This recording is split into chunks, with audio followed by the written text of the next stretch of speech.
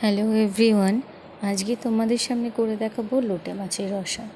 তার জন্য আমি প্রথমে কড়াই তেল গরম করে তার মধ্যে দিয়ে দিলাম আগে থেকে কেটে রাখা পেঁয়াজগুলো।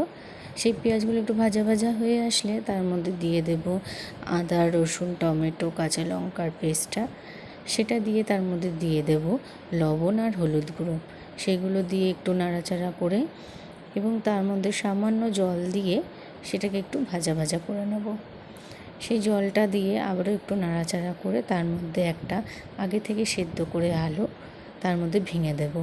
সেই আলুটা দিতেই হবে, নাহলে রসাটা তৈরি হবে না।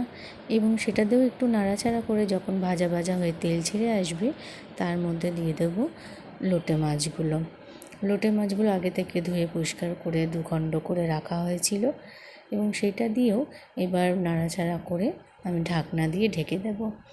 ঢাকনা দিয়ে ঢেকে আবার ঢাকনাটা খুলে আমি দেখলাম এটা অলমোস্ট রেডি হয়ে গেছে। দেখো, লোটে মাছ থেকে অনেক জলও ছেড়ে দিয়েছে, সেই জন্য এক্সট্রা জলের কোনো প্রয়োজন হয় না লোটে মাছে। এই দেখো, নামানোর আগে ধনেপাতা ছড়িয়ে সার্ভ করবে।